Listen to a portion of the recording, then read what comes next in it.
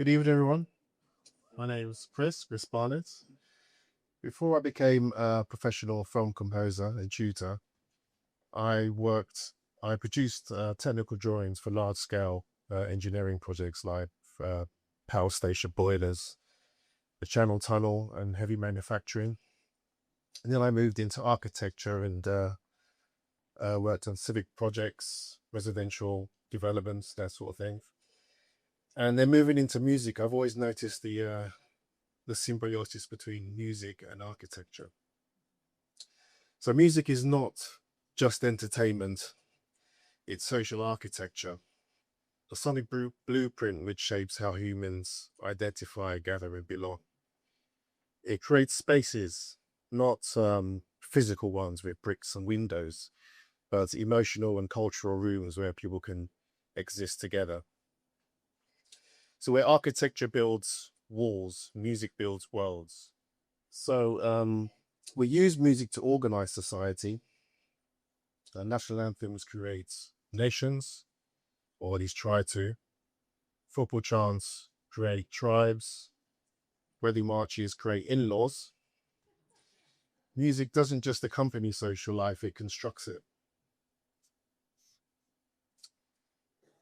So music never exists in isolation. On the contrary, every musical experience exists in space, whether it's a concert hall, a church, a field, or a living room.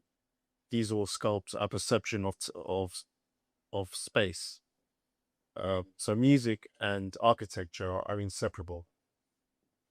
No sound exists outside of space, and no space is truly silent. So rhythm as the foundation to social life. Rhythm predates written language and probably spoken language itself, long before grammar, humans moved together, marched together, and clad together. Rhythm is the foundation of our social experience. And rhythm organized us before words ever did. So music creates synchrony, and synchrony creates trust, which is why armies march, the congregation sings, and the inebriated do the conga, and Agadu's pineapple dance with alarming enthusiasm. Synchrony creates cohesion, occasion creates trust. So young people often define or discover who they are through their music, and long before they can articulate it. Within themselves, they feel, this is my music. And then when others share that same music, belonging is forming instantly. Then a whole culture emerges from that in terms of fashion, lingo, behavior, piercings. This is social architecture in action. So music provides emotional vocabulary, aesthetic taste, and social signaling.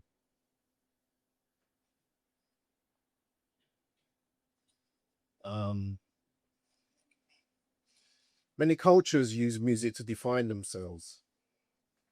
So if we look at some rituals, the end of concert encore, the panorama of steel pans, which heralds the start of carnival season, that sacred rite known as karaoke nights. These are all sound scaffolding moments.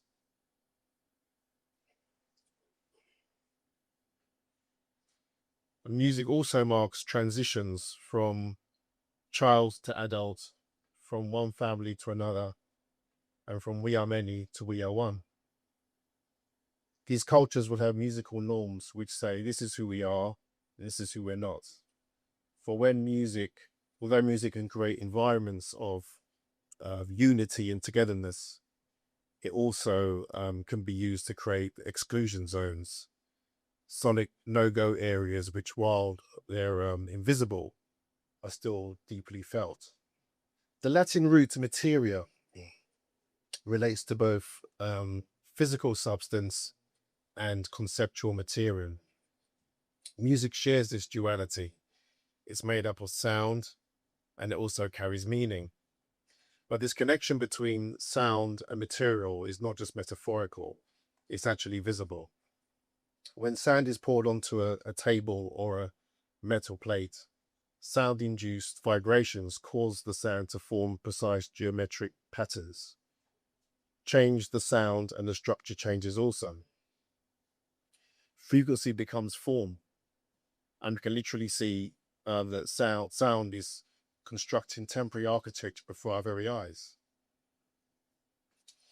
The 18th century polymath, Johann Wolfgang von Goethe, also known to his family, friends, and girlfriends as Goethe, famously referred to architecture as frozen music. And scholars like Yu in 1999 and Zong in 1981 noted that musical phrases, rhythms, and harmonies mirror spatial arrangements, patterns of movements, and structural hierarchies. So music and architecture are co-constructive. And this takes us to soundscapes, the musicality of the world itself. Professor Jerome Boehm writes that composers using environmental sound in their work connect us to place, where listening becomes social engagement. It's not passive, but it's participatory. And then here I'm reminded of composer John Cage and his 3 minutes 33 seconds, a work of silence in which the audience and the environment form the piece. So all those uncomfortable shufflings of feet, the stifled coughs, distant sound of birds, or the quiet hum of air conditioning all become the performance. Music is no longer an object, but an experience embedded in space.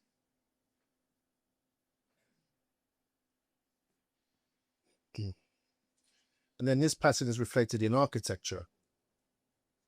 20th century composer Yannis Salakis made analogies between spatial design and musical composition, linking rhythm, movement, and perception. Salakis was also an architect who designed and created large-scale experimental environments and structures.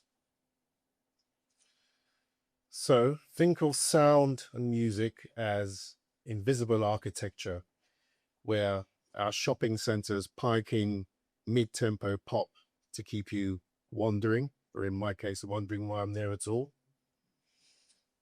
Cafes encourage quiet conversation with soft indie music.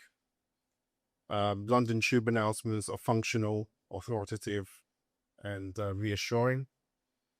And our religious spaces where the reverb creates a sense of awe, the choir a sense of unity, and silence a sense of sacredness.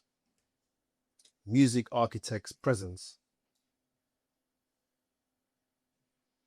So what of the future? Future societies can be shaped not just by buildings, but also by shared soundscapes.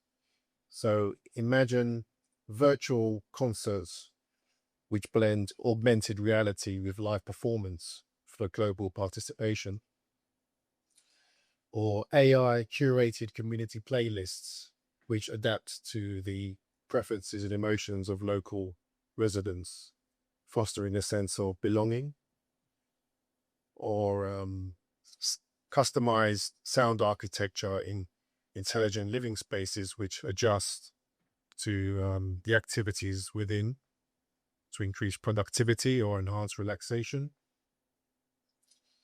or urban environments which uses music strategically to create a calming auditory landscape to enhance crowd flow, ease crowd flow, or promote safety or for stress-free travel, or interactive crossings which play harmonies as people walk, making urban navigation a fun and engaging experience.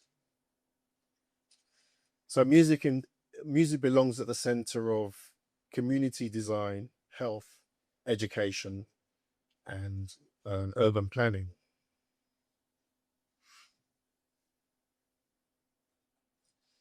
So in closing, Music is social architecture. It's identity, it's community, it's civic infrastructure. Supporting music and its practitioners is not an indulgence. It's a commitment to belonging and to the structures that make us human. Every community has a sound, every person carries a soundtrack, and every society is shaped by what it chooses to amplify. So the next time you play a piece of music, remember, you are renovating your own inner architecture and maybe somebody else's too. Thank you.